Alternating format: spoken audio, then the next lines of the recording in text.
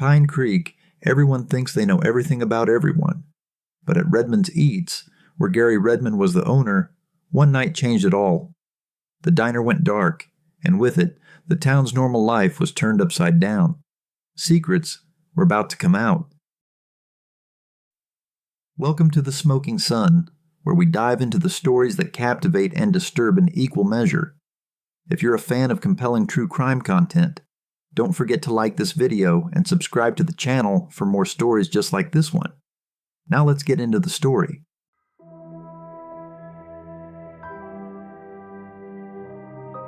Gary Redmond was the guy everyone knew in Pine Creek. He ran Redmond's Eats, where folks would go for breakfast and a chat. He was the kind of person who made you feel at home the moment you walked in. Always had a smile, knew your order before you even sat down. He wasn't just the owner, he was the soul of the place, involved in everything from sponsoring the Little League to volunteering at the local school. The diner had its regulars, but it also had its steady heartbeat of staff. Among them was Samantha Hayes, a quiet, reserved waitress who had worked there for years. She and Gary had a thing going on, which was no secret among the staff, but it was a big part of why his soon-to-be divorce with Lisa was getting nastier. On what should have been just another cold January morning in 1994, Gary was supposed to be at his diner, flipping pancakes, cracking eggs, spreading the latest gossip or news. But when the townsfolk came looking for their morning routine, they found something off. The diner was dark, the doors locked, and Gary Redmond was nowhere to be seen. It was like the heart of Pine Creek had skipped a beat. It was Mrs. Jenkins, the last customer from the night before, who first noticed something was wrong. She was used to seeing Gary early in the morning for her coffee, so when he didn't show, she got worried. She tried calling his home, but there was no answer. Concerned, she knocked at his house, but again, no response. Fearing something might have happened, Mrs. Jenkins called the police. When the cops arrived, they found Redmond's Eats in chaos. Chairs were knocked over as if someone had been running or fighting. Plates and cups were scattered and broken across the floor, and the cash register was open but untouched. It was clear something had gone down, but what? There were no signs of robbery, just disorder. The place smelled of coffee and the lingering scent of last night's dinner, but no sign of Gary. The police started piecing together what might have happened. They interviewed everyone who'd seen or spoken to Gary the previous night. He was last seen locking up at around 10 p.m., waving goodnight to the last customer, Mrs. Jenkins, who'd come for her usual late-night coffee. After that, there was nothing. No signs of struggle outside, no one heard anything unusual. It was like Gary had just vanished into thin air.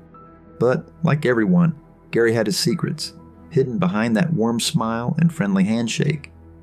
The investigation initially focused on the visible, the known.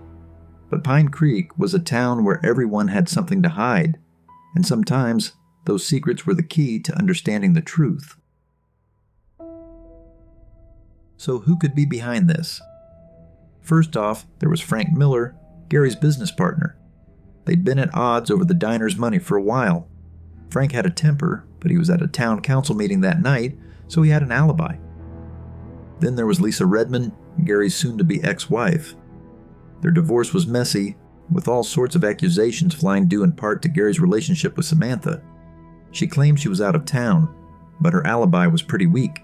And you can't forget Tommy Bates, the local troublemaker. He'd often clashed with Gary about being told to leave the diner. Tommy had no alibi for that night, but there was no solid proof he was involved. But the investigation didn't stop there. The police also looked at other possibilities. Could it have been a rival business owner, jealous of Gary's success? Maybe a former employee with a grudge?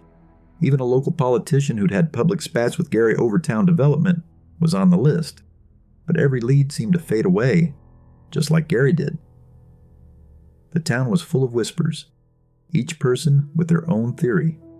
Some thought Gary might have staged his own disappearance to escape his tangled life, while others murmured about darker possibilities involving unknown enemies or past debts coming due.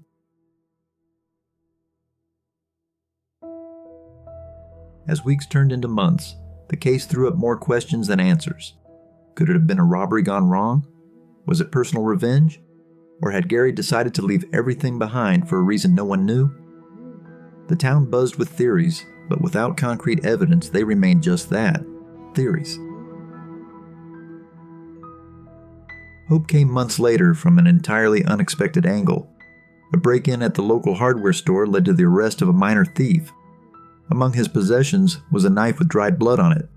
When tested, the blood matched Gary's. But here's the kicker.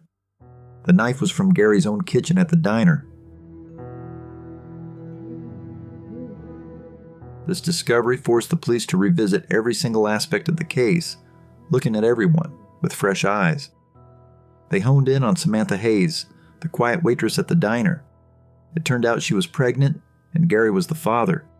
He'd kept this a secret, not wanting to deal with the fallout from his divorce or the town's gossip. The theory was that, in a moment of heated confrontation, perhaps over Gary's refusal to acknowledge their child or help her, emotions boiled over. Samantha confessed under questioning that she didn't mean for things to go as far as they did. It was about love, betrayal, and the fear of a future she saw slipping away.